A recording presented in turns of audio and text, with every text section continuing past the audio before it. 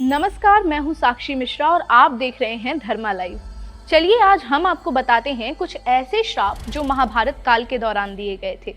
बात करें अगर महाभारत काल की तो विदुर जी को कौन नहीं जानता, पर क्या आप जानते हैं कि विदुर का जन्म ही एक श्राप के कारण हुआ था। एक बार एक राजा ने बिना किसी गलती के मांडव्य ऋषि को सूली पर चढ़ाने की सजा सुना दी। फिर मांडव्य ऋषि को सूली पर चढ़ा दिया गया। मांडव्य ऋषि के लंबे समय तक सूली पर टंगे होने के बाद भी प्राण नहीं गए। बाद में उन्हें राजा ने सूली से उतार दिया। मांडव्य ऋषि यमराज के पास गए और पूछा कि मुझे ये किस बात की सजा मिली।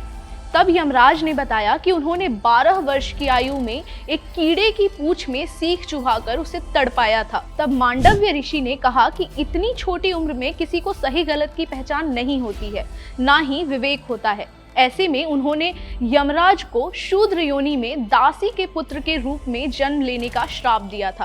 तभी यमराज ने विदुर के रूप में जन्म लिया था।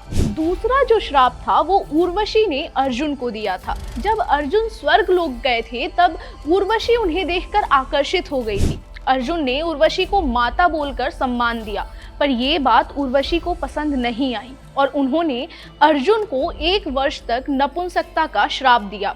हालांकि ये श्राप उनके वनवास के दौरान वरदान साबित हुआ था।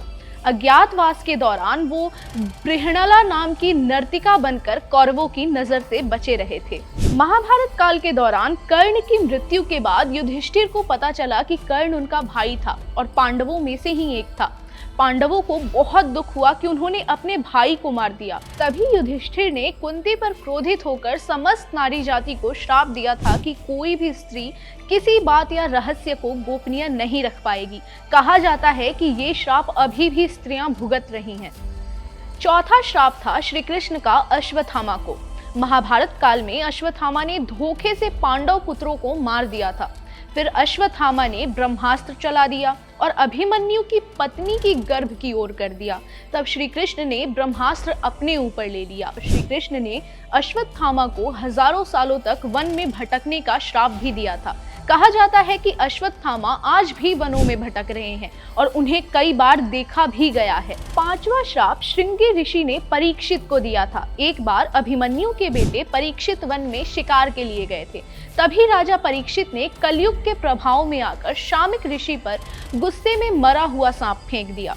इस पर शामिक ऋषि के पुत्र श्रृंगी ऋषि ने क्रोधित होकर परीक्षित को श्राप दिया कि 7 दिनों के भीतर उनकी मृत्यु सांप के काटने से हो जाएगी और तभी तक्षक नाग के काटने से उनकी मृत्यु हो गई थी। तो ये थे महाभारत काल के कुछ ऐसे श्राप जो हमने आपको बताए। अगर आपके पास भी ऐसी कुछ भी जानकारी है तो हमें कमेंट सेक्शन में जरूर बताएं।